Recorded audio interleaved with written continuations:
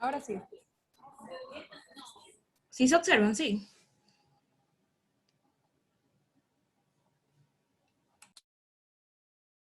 Sí, sí se observa, Stephanie.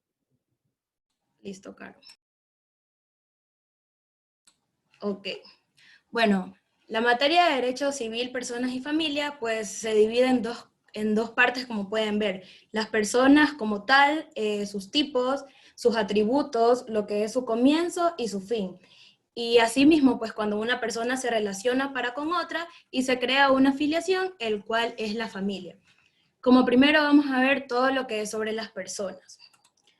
Tenemos pues que en todas las legislaciones y especialmente en nuestra legislación, las personas se dividen tanto en personas naturales como en personas jurídicas. Primero vamos a ver todo sobre lo que es las personas naturales. Según el artículo 41 del Código Civil, nos dice que las personas son todos los individuos de especie humana, cualquiera que sea su edad, sexo o condición, y estas se dividen en ecuatoriano y extranjero. Es decir, todas las personas que existimos físicamente en una sociedad lo somos. Pero en este caso, en nuestra Constitución se estipula que son ecuatorianos todos los que la Constitución declara tales, el resto son extranjeros, pero la ley no reconoce diferencia entre el ecuatoriano y el extranjero en cuanto a la adquisición y goce de los derechos civiles. ¿Y por qué no reconoce esta diferencia? Es debido a que la ley obliga a todos los habitantes de la República, con inclusión de los extranjeros, y su ignorancia no excusa a persona alguna. Es decir, por el hecho de que yo esté viviendo en Ecuador y yo incumpla una obligación, pues igual se me va a establecer una sanción. No puedo alegar pues que siendo extranjero no conozco la ley. Sea lo que sea, la ley nos obliga a todos y no conocerla pues no nos excusa. Ahora vamos a ver cuál es el principio de las personas. Como todos sabemos, todo principio de las personas es el nacimiento. Pues es desde el nacimiento que se ejercen los derechos y se contraen las obligaciones por el hecho de vivir en sociedad. Es decir, al nosotros vivir en comunidad, pues tenemos que hacer respetar nuestros derechos y respetar el derecho de los demás. ¿Desde cuándo una persona tiene derechos? Pues este es el proceso que el doctor Gustavo siempre nos ha dado para entender un poquito mejor desde cuándo una persona va a comenzar a adquirir derechos. Tenemos como primero a lo que es la fecundación. Esta es la fase de la reproducción sexual en el cual el elemento reproductor masculino se une con el femenino. Es decir, en la fecundación recién se va a comenzar a crear a la persona que al momento de nacer va a tener derechos. Luego tenemos lo que es la concepción, que es la función de las dos células sexuales para dar lugar a la célula cigoto, donde se encuentra la unión de los cromosomas hombres y mujeres. Este es el punto en donde ya están en espera los derechos del concebido. Es desde esta etapa donde ya se crea a la persona que se llama feto, que es el candidato a la persona con vida, que por lo tanto sus derechos ya comienzan a estar a la espera. Y aquí tenemos lo que es el nacimiento. Esta es la parte más importante porque se dice que pues, la persona natural nace desde que es separado completamente del vientre de su madre. Si muere en el vientre o perece antes de estar separado completamente del vientre de su madre, se dirá que esta persona pues nunca existió. Para esto pues les recomiendo leer el artículo 27 de la Ley Orgánica de Gestión y Datos Civiles, porque esta es una regla muy importante para saber cuándo una persona comienza a adquirir derechos. Les voy a leer el artículo. El artículo pues tiene como título Nacido vivo. El artículo nos dice, cada ser humano expulsado o extraído completamente del cuerpo de la madre, independientemente de la duración del embarazo, esto quiere decir, sin importar si nace a los 7 meses, 8 meses o 9 meses, de un producto de la concepción, que después de dicha separación respire o dé cualquier otra señal de vida, como latidos de corazón, pulsaciones del cordón umbilical o movimientos efectivos de los músculos de contracción voluntaria, tanto si se ha cortado o no el cordón umbilical. Y este o no desprendido de la placenta se considera nacido vivo. Entonces, mediante este artículo, podemos deducir que para que un feto sea considerado ya ser humano y comience a gozar de sus derechos, se requiere que éste, al momento del parto, una vez que ya es separado del vientre de su madre, presente signos vitales. En caso de que éste no presente signos vitales, pues se va a considerar que este feto nunca nació y por lo tanto sus derechos desaparecen y se toman como que si nunca existieron. No sé si tienen alguna pregunta de este tema. Si no, continuamos. Bueno, listo. Ahora vamos a ver cuáles son los tipos de nacimiento. En nuestro ordenamiento jurídico pues se establece 3 tipos de nacimiento y pues vamos a ver uno más y que ya más adelante pues se los voy a explicar. Tenemos las uniones de derecho, que son el matrimonio, las uniones de hecho, que son las uniones monogámicas estables, las uniones accidentales y lo que es la familia probeta.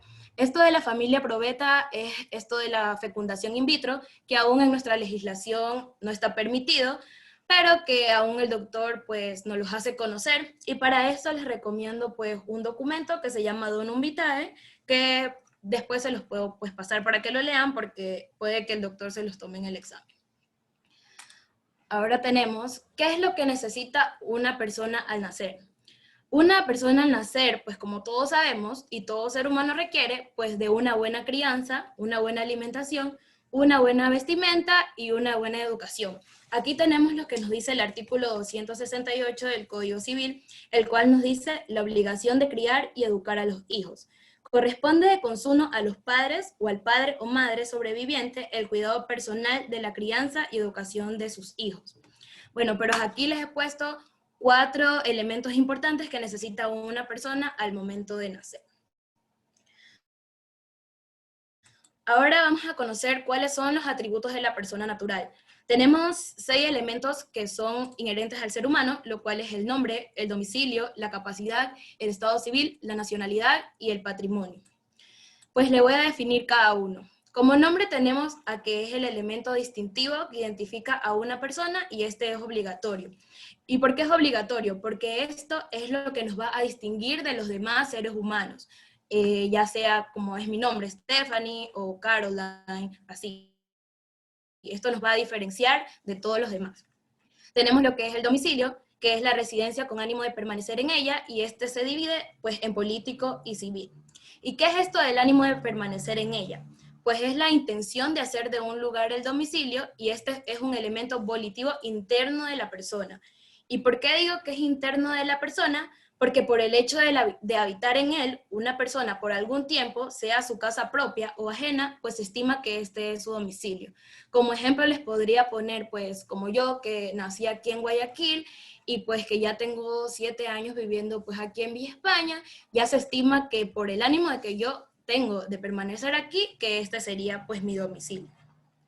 Luego tenemos lo que es la capacidad. Esta es muy importante ya que este es muy inherente al ser humano. Este es el atributo general que está relacionado con todos los ámbitos del derecho, ya que este nos habilita para ejercer derechos y contraer obligaciones. Hay 2 formas de capacidad. Tenemos lo que es la capacidad de goce y la capacidad de ejercicio. La capacidad de goce es la actitud para tener derechos y obligaciones. Esta es inherente a toda persona física. No existen seres humanos que de manera absoluta carezcan de esta capacidad. Es decir, todas las personas tenemos lo que es la capacidad de goce. No hay ninguna persona que se pueda decir que no puede gozar de sus derechos y asimismo de sus obligaciones, a diferencia de lo que es la capacidad de ejercicio. La capacidad de ejercicio, en cambio, es la actitud del individuo para ejercitar por sí mismo y con su propia voluntad los derechos subjetivos y contraer obligaciones. Es decir, que con esta capacidad nosotros debemos tenerla pues para hacer gozar nuestros derechos y asimismo contraer nuestras obligaciones sin requerir de un tercero. Pues esta capacidad no lo tenemos todos, ya que como sabemos, a veces hay personas que necesitan de un tercero pues para realizar ciertos actos jurídicos. Ahora, pues luego tenemos lo que es la nacionalidad. La nacionalidad pues no es mucha ciencia, ya que es el vínculo jurídico que une a una persona con un Estado. En este caso, a nosotros sería nuestra nacionalidad, pues ecuatorianos, y esto nos une pues con el Estado de Ecuador. Como luego, pues tenemos lo que es el patrimonio, que este es el conjunto de bienes que se pueden valorar en dinero. Todos tenemos lo que es patrimonio, tenemos bienes, todas las personas, ya sean estos físicos o sean materiales o inmateriales. Como ejemplo pues de patrimonio, podríamos tener como el dinero que tenemos, nuestras casas, o ya sea que tengamos carros, todo eso cuenta como patrimonio de nosotros. Ahora pues vamos a ver lo que es el fin de las personas naturales. Como todos sabemos, este es el momento que a todos nos va a llegar, este es el fin de toda persona natural, lo cual es la muerte. La muerte puede ser real o presunta. La muerte real es un poquito más fácil de entenderla, ya que esta se justifica con un certificado que evidencia la muerte. Es decir, si fallece alguien, se va al registro civil, se hace constar como que esta persona ya ha fallecido y se le da un certificado de defunción. Para esto, pues no hay mucha dificultad.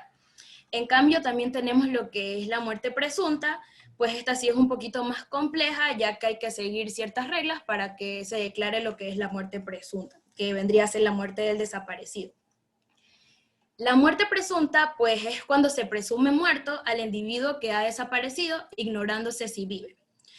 Pues para declarar la presunción de muerte, debe ser esta declarada ante el juez del último domicilio que el desaparecido tenía en Ecuador. Es decir, si yo muero el día de hoy, pues se va a declarar mi muerte pues en Guayaquil, porque es el último domicilio donde yo pues me encontraba. Para declarar la presunción de muerte se debe justificar que se ignora el paradero de la persona desaparecida y que se ha hecho todo lo posible para averiguarlo. Es decir, que yo lo he buscado por mar, cielo y tierra y aún así no se lo ha encontrado. Y que desde esa fecha de las últimas noticias de su existencia han pasado 3 años. Es decir, si yo muero, pues, si yo desaparezco hoy, 24 de junio del 2021, y han pasado 3 años, es decir, 2022, 2023, el 2024 vendría a ser la fecha de mi muerte presunta, pues el 24 de junio del 2024, porque ya han pasado pues 3 años. Esta declaración de la presunción de muerte puede ser pedida por quien sea que esté interesado, con tal que hayan pasado 3 meses de la última citación. El juez fija como día presuntivo de muerte, así como lo dije, el último del primer año desde las últimas noticias y pasado 3 años desde ese día.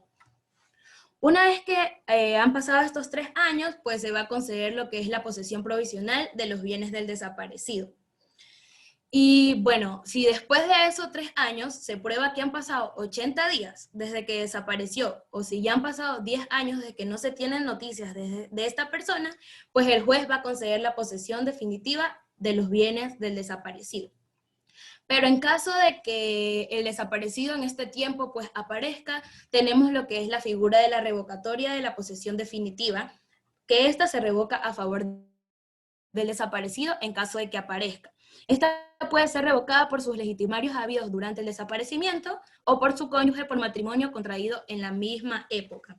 Para que entiendan un poquito mejor, pues aquí está el proceso un poquito más desglosado y pues bueno, como tenemos, el proceso que se debe seguir es, 1, que se ignore su paradero, es decir, que éste haya desaparecido.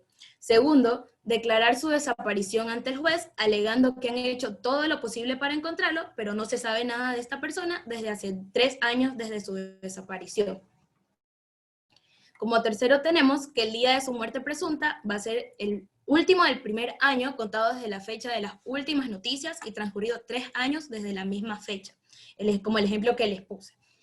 Tenemos el cuarto, que es de que después de que el juez declare la muerte presunta, este va a conceder la posesión provisional de los bienes del desaparecido. Aún no es definitivo, solamente provisional.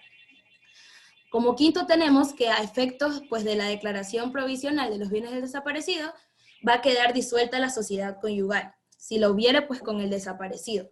Y se procederá a la apertura y publicación del testamento en el caso de que éste lo hubiera dejado, y se dará asimismo la posesión provisional a los herederos presuntivos. Como sexto tenemos que si cumplidos los 3 años se prueba que han transcurrido 80 desde el nacimiento del desaparecido, el juez va a conceder ya lo que es la posesión definitiva. Y ahí tenemos pues lo que es que el decreto de la posesión definitiva se va a poder revocar a favor del desaparecido si éste aparece, ya sea por sus legitimarios, habidos durante el desaparecimiento, o por su cónyuge por matrimonio contraído en esa misma época. Listo. Bueno, aquí terminamos con lo que es las personas naturales y vamos a pasar a ver lo que son las personas jurídicas. Las personas jurídicas son el ente ficticio capaz de ejercer derechos y contraer obligaciones civiles y de ser representado judicialmente y extrajudicialmente. Las personas jurídicas se dividen en dos especies, en los que son corporaciones y fundaciones de beneficencia pública. ¿Qué son las corporaciones? Las corporaciones son una persona jurídica, las cuales están sujetas a las obligaciones que están ante la ley y que son creadas por una o más personas físicas para un determinado fin. A diferencia, las fundaciones, en cambio, son organizaciones constituidas sin fin de lucro que por voluntad de sus creadores tienen afectado de modo duradero su patrimonio a la realización de fines de interés general. Como un ejemplo de fundación podríamos poner pues la Junta de Beneficencia, que esta no tiene fin de lucro y pues fue creada pues para ayudar a las personas. Ahora vamos a ver cuál es el principio de las personas jurídicas.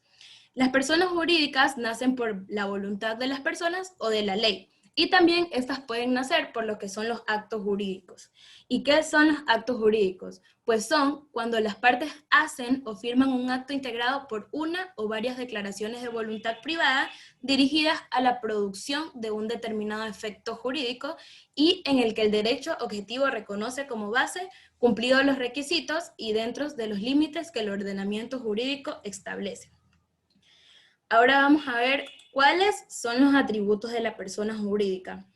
A diferencia de las personas naturales, las personas jurídicas solo cuentan con 5 atributos, los cuales son el nombre, el RUC y el domicilio y lo que es el patrimonio.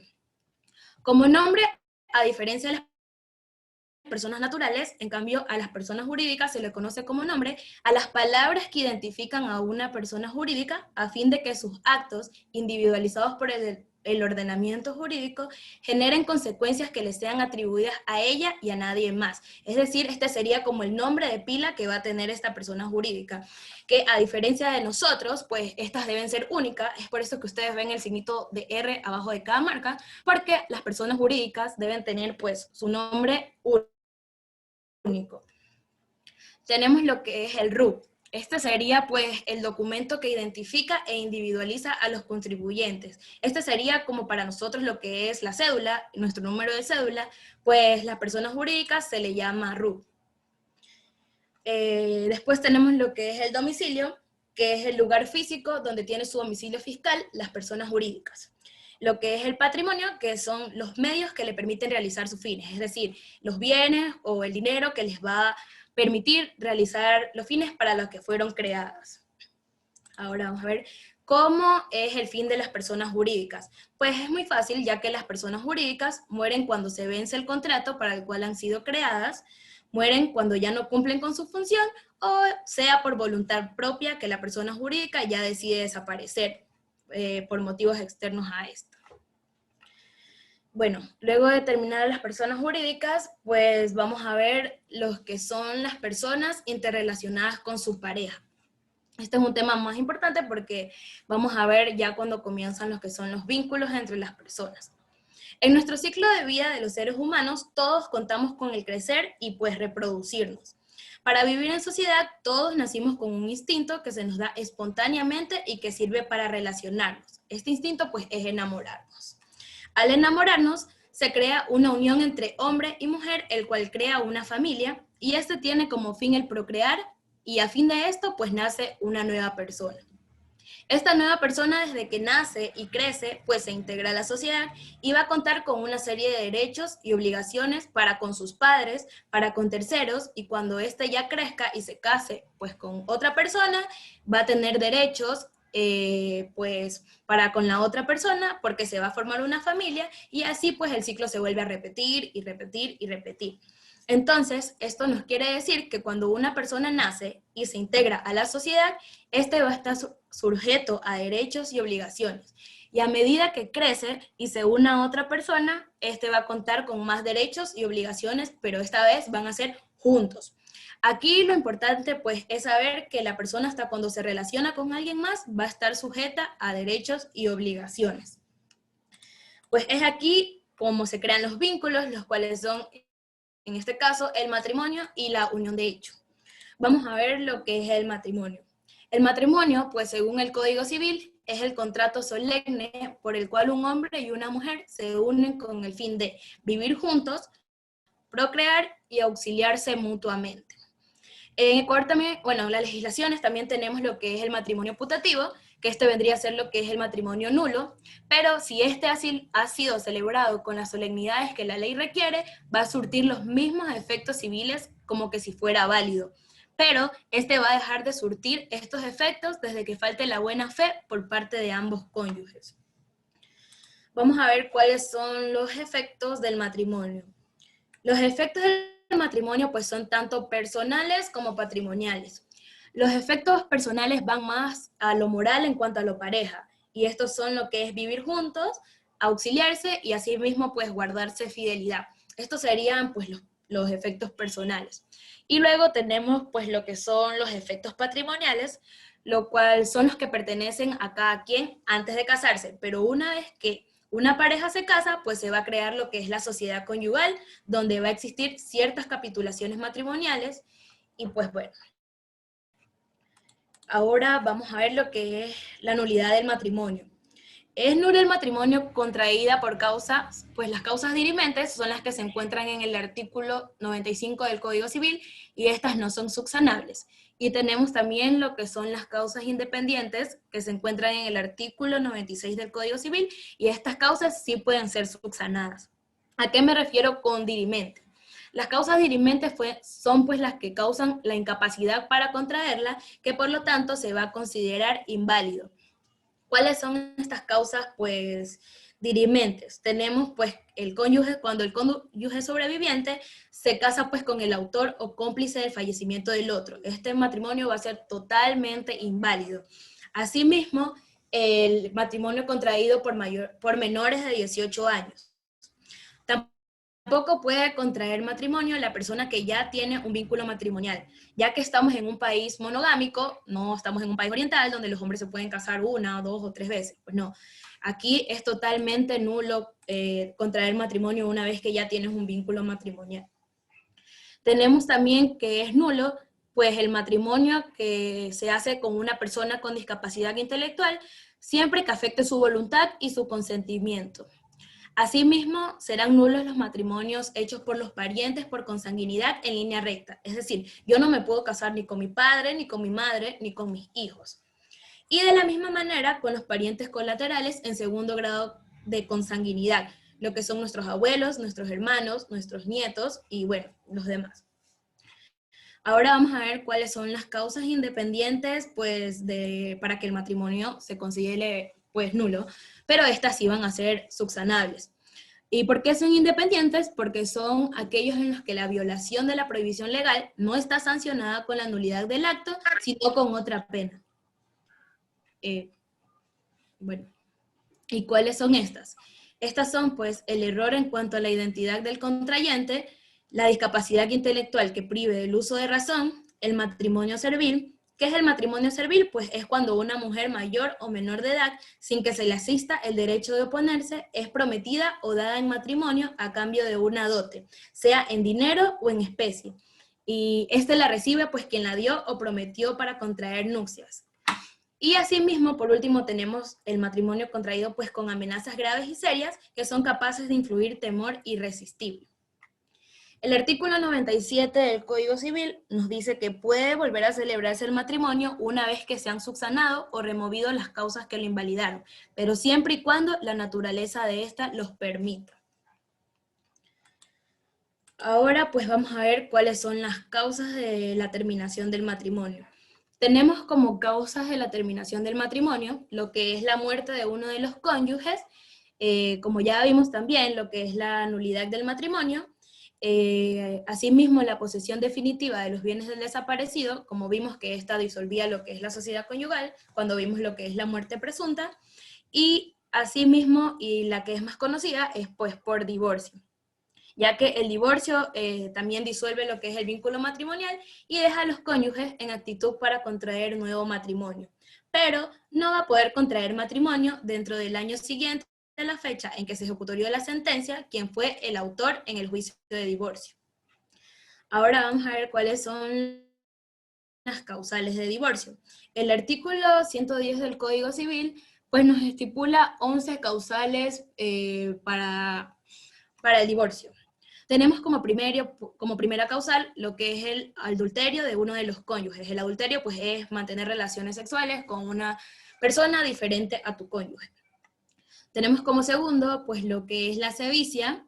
Asimismo tenemos las injurias graves o actitud hostil que manifieste claramente un estado habitual de falta de armonía de las dos voluntades en la vida matrimonial, es decir, en cuanto pues dentro del matrimonio ya no se tiene armonía, estos dos solo pasan peleando, pues esta también sería pues una causal de divorcio. Asimismo tenemos las amenazas graves de un cónyuge contra la vida del otro, tenemos la tentativa de uno de los cónyuges contra la vida del otro como autor o cómplice, el hecho de que dé a luz la mujer durante el matrimonio un hijo concebido antes, siempre que el marido hubiere reclamado contra la paternidad del hijo y obtenido sentencia ejecutoriada que declare que no es su hijo.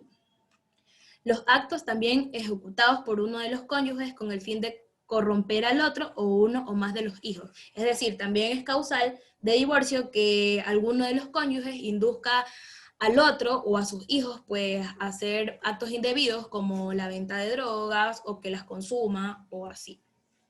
También lo es el hecho de adolecer uno de los cónyuges de enfermedad grave considerada por 3 médicos designados por el juez como incurable y contagiosa o transmisible a la prole. En mi caso, pues bueno, en mi opinión yo creería que esta no debería ser una causal de divorcio, ya que a la hora de casarse pues te dice que vas a estar con él así sea en la enfermedad. Pero bueno, el Código Civil nos dice que es una causa. Como noveno también tenemos lo que es el hecho de que uno de los cónyuges sea ebrio consuetudinario o en general toxicómano, es decir, que sea adicto a un tipo de sustancias psicotrópicas.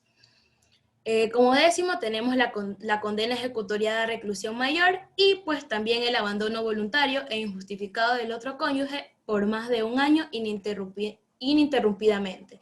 Estas son las causales de divorcio que nos estipula pues el Código Civil. En todo divorcio, pues el cónyuge que carece de lo necesario para su congrua sustentación tiene derecho a que se le entregue la quinta parte de los bienes del otro, salvo que éste sea el causante del divorcio. ¿Y a qué me refiero con esto? Es de que el cónyuge que no tenga los bienes suficientes para vivir de acorde a su clase social, a esto se refiere con congrua sustentación, quiere decir de acorde a su clase social, va a tener el derecho a la quinta parte de los bienes del otro cónyuge. Pero en el caso de que éste tuviere bienes, pero no de tanto valor como esa quinta parte, solo se va a tener derecho al complemento. Entre estos bienes también se toma en cuenta pues, el valor de sus gananciales en la sociedad conyugal, que más adelante las vamos a ver. También tenemos lo que es pues, el divorcio por mutuo consentimiento, que es cuando los cónyuges expresan ante el juez o por escrito que tienen pues, tienen el deseo pues ya de separarse, y para esto el Código Civil, pues en el artículo, si no me equivoco, creo que es el 107, nos dice cuáles son los requisitos para que se ejecute lo que es el divorcio por mutuo consentimiento. Y bueno, una vez que se pronuncia la sentencia de divorcio, es de requisito indispensable que los padres resuelvan sobre la situación económica de los hijos menores de edad. Es decir, no se pueden divorciar si no han establecido cómo se va a atender la conservación, el cuidado, la alimentación y la educación de los hijos menores de edad. Cómo se van a repartir lo que es la pensión, lo que es la tenencia, las visitas y todo lo que se encuentra pues, en el Código de la Niñez y Adolescencia. Bueno, ahora vamos a ver lo que es la unión de hecho. La unión de hecho, pues, es la unión estable y monogámica entre dos personas libres de vínculo matrimonial. En este caso, pues, en la unión de hecho, no importa si son del mismo o diferente sexo, pero deben ser mayores a 18 años. La unión de hecho genera los mismos derechos y obligaciones que el matrimonio, pero en la unión de hecho no hay contrato, solo hay un acuerdo que no es tan solemne como en el matrimonio. ¿Cuáles son los efectos en la unión de hecho? Asimismo, los efectos en la unión de hecho son tanto personales como patrimoniales. ¿Cuáles son los efectos personales? Pues son la ayuda, el socorro, pero aquí es opcional el guardarse fidelidad. Y en cuanto a los efectos pues, patrimoniales, es que se crea una comunidad de bienes. ¿Y qué es una comunidad de bienes? Pues es una sociedad que tiene un contrato privado entre dos o más partes, llamados sociocomuneros, que ostentan la propiedad o titularidad de una cosa o derecho pro indiviso. Es decir, si yo me uno pues con una persona y me voy a vivir con esta, pues ambos, por la cuenta de ambos va a correr pues todo lo que es, por ejemplo, si vivo en una casa, nos vamos a repartir lo que es la luz, lo que es el agua, pues todo va a ser pro indiviso. Y ahora pues tenemos lo que es la terminación de la unión de hecho. La unión de hecho se termina ya sea por mutuo consentimiento, que es expresado en el instrumento público o el juez, o también termina pues por voluntad de cualquiera de los dos, expresado por escrito ante el juez competente. Es decir, cualquiera de los dos que se han unido puede ir ante el juez y decirle, yo ya no quiero estar con esta persona, y ya, y se acaba lo que es la unión de hechos. No es como el matrimonio, que se debe seguir pues ciertas reglas para poderte divorciar de esa persona. Aquí pues no, aquí solo te separas, vas ante el juez y le dices que no quieres estar más con esa persona y ya. Ahora pues vamos a ver lo que es la sociedad conyugal. Pues una vez que nosotros contraemos matrimonio, se entiende que se ha contraído pues una sociedad de bienes, donde se tiene un patrimonio aparte del que ya tenían independientemente pues los cónyuges. La sociedad conyugal es un patrimonio distinto al patrimonio independiente al de cada uno de los cónyuges y comprende una comunidad de bienes. En este caso tenemos, cuando se abre pues la sociedad conyugal, tenemos tres tipos de patrimonios. Tenemos el de él, en este caso sería el del marido, donde solo él puede mandar. Tenemos el de ella, asimismo, donde solo ella puede mandar porque son sus bienes. Y tenemos lo que es los bienes de la sociedad conyugal, donde ambos pueden pues mandar. Es decir, ni la mujer ni el marido necesitan autorización del otro para disponer de la suya, por acto testamentario o entre vivos, y ambos tienen la misma capacidad como si fueran solteros para todo lo que es relativo a sus bienes propios o para manejar negocios ajenos. Pues se entiende que son los bienes de la sociedad conyugal todos los que son adquiridos por los cónyuges durante el matrimonio y hasta antes de que aquella sea liquidada, salvo los que uno de ellos haya adquirido a título gratuito, como son las herencias o las donaciones. Estas pues no van a entrar a lo que es la sociedad conyugal. Aquí tenemos para entenderlo un poquito mejor cuando se dispone de lo que es los bienes de la sociedad conyugal. Pues, cuando uno de los cónyuges actúa respecto de sus bienes propios, solo se va a responsabilizar por su propio patrimonio. Pero cuando actúan conjuntamente los dos cónyuges o uno de ellos actúa con la autorización del otro respecto de los bienes sociales, obligan pues al patrimonio de la sociedad conyugal y subsidiariamente su propio patrimonio hasta el monto del beneficio que les hubiera reportado ese acto o contrato. Es decir, para explicárselos un poquito mejor, cuando dos cónyuges celebran un contrato, por ejemplo, sea un contrato de compraventa, como son cónyuges, sus actos van a comprometer el patrimonio de ambos, que sería el de la sociedad conyugal, e incluso también va a comprometer a su propio patrimonio, aquel pues que tuvieran con anterioridad al matrimonio y hasta antes de que ésta sea liquidada, como se los dije. Bueno, pues si un cónyuge actúa con autorización judicial, pero en contra de la voluntad del otro, pues va a obligar a pagar a la sociedad conyugal hasta el monto del beneficio que hubiere pagado con esta, y lo demás lo va a pagar pues con su propio patrimonio, y asimismo va a responder el otro cónyuge si éste también se ha beneficiado pues de lo que el otro ha contratado, por así decir. Y pues si un cónyuge hace un acto con sus bienes propios y se beneficia con esto a la sociedad conyugal, la sociedad conyugal pues debe pagar por el monto de lo que éste pagó por ese beneficio. ¿Cuáles son los tipos de administradores dentro de la sociedad conyugal?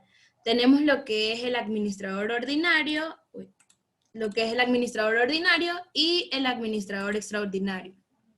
El administrador ordinario pues es elegido de mutuo acuerdo por ambos cónyuges y este debe constar en lo que es el acta de matrimonio o en las capitulaciones matrimoniales.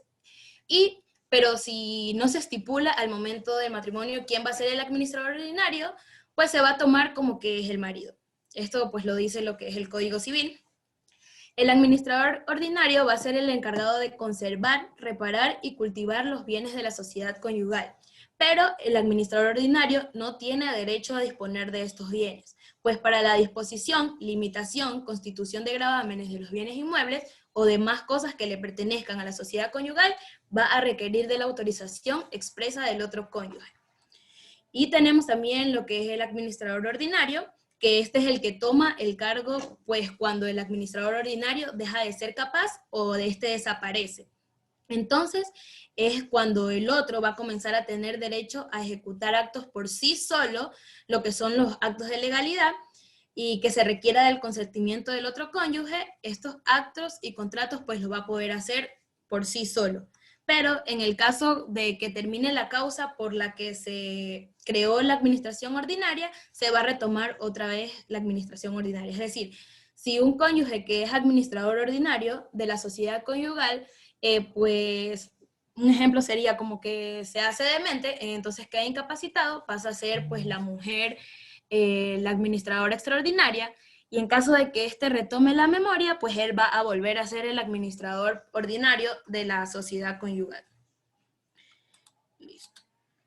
Ahora tenemos lo que son pues las cargas y los haberes, ya que una vez que se ha contraído la sociedad conyugal, los contrayentes se van a sujetar a los que son las cargas y los haberes.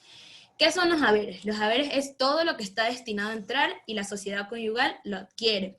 Y las cargas, en cambio, es todo lo que la sociedad conyugal está obligada a sufragar, o mejor dicho, a pagar o a dar. En el artículo 157 del Código Civil pueden revisar qué son todos los haberes que la sociedad conyugal debe adquirir. Bueno, y asimismo en el artículo 171 del Código Civil nos dice cuáles son las cargas que la sociedad conyugal está obligada a pagar. Tenemos cuáles son los tipos de cargas y haberes. Los tipos de cargas pueden ser la carga absoluta o la carga relativa, y los haberes asimismo pueden ser absolutos o relativos. ¿Cuáles son los haberes absolutos? Pues son todos los bienes muebles adquiridos a título oneroso durante la vigencia de la sociedad. Y estos entran con cargo de restitución, es decir, que se deben devolver a la hora de que se liquide la sociedad conyugal. Tenemos lo que son los haberes relativos, que en cambio estos son los muebles de título gratuito, porque estas van a entrar, en cambio, sin cargo de restitución. Y esta está compuesta pues, por los bienes que durante la vigencia de la sociedad conyugal entran dentro de la comunidad, pero que al tiempo de la disolución de esta vuelven a pertenecer al cónyuge propietario.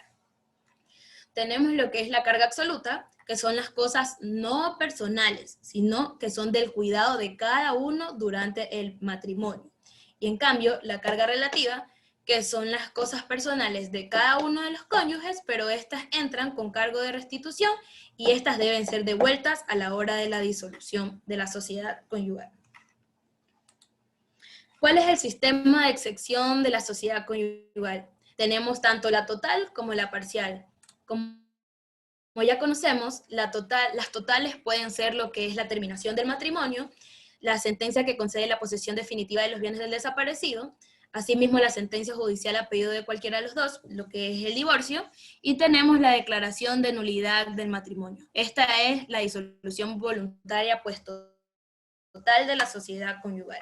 Y tenemos las parciales, que son que en los casos de separación parcial de los bienes, va a continuar la sociedad en los bienes no comprendidos en aquella. Para esto tenemos lo que son las capitulaciones matrimoniales, las donaciones por causa del matrimonio, las renuncias de gananciales y las donaciones de un tercero a uno de los cónyuges. ¿Qué son las capitulaciones matrimoniales? Pues son los contratos en el que se pueden celebrar ciertas capitulaciones antes, durante y al momento del matrimonio. Es donde cada cónyuge puede jugar a su arbitrio. Puede decir qué es lo que quiere que entre y qué no al momento del matrimonio. Pero esto debe hacerse antes, porque una vez que ya han contraído un matrimonio, ya no se pueden hacer. Tenemos pues lo que es la donación por causa del matrimonio, que son las donaciones que un esposo hace a otro antes de celebrarse el matrimonio. Entonces estas cosas ya no entran a la sociedad conyugal, ni tampoco las donaciones que un tercero hace a cualquiera de los dos esposos antes o después del matrimonio. Tenemos también pues lo que son la renuncia de gananciales, que una vez que se disuelve la sociedad conyugal, los cónyuges o sus herederos tendrán la facultad de renunciar a los gananciales a que tuvieran derecho. Y asimismo, las donaciones de un tercero a uno de los cónyuges, como ya se los dije, que cuando los terceros hacen donaciones o promesas a los cónyuges antes de los que esposos se casen o después, estos pueden donar objetos sujetos a condiciones especiales, pero estos no van a entrar a lo que es la sociedad conyugal. Bueno, una vez que ya se ha dado esto, pues se da lo que es la disolución de la sociedad conyugal. Pues aquí se deben seguir los pasos de lo que son el inventario solemne, la tasación y la partición. ¿Qué es el inventario solemne? Es el listado de todo lo que se va a tratar de liquidar. Este puede ser solemne o no solemne. Solemne es cuando no hay acuerdo y no solemne es cuando todos estamos de acuerdo en hacer pues esta disolución. Y tenemos lo que es la tasación, que es la determinación del precio o del valor que ostenta algo, ya sea un objeto o un bien inmueble. Y por último se hace lo que es la partición, que ya sería pues la división de los bienes o de los valores determinados de los que figuran en el inventario o constituyen la herencia. Es aquí donde cada quien ya va a recibir lo que le pertenece a cada uno. Bueno, pues chicos, hasta ahí es la clase y bueno, gracias, espero que hayan entendido. Sí, Stephanie, muchísimas gracias. Chicos, igual, Andrea, ya deja de grabar para nomás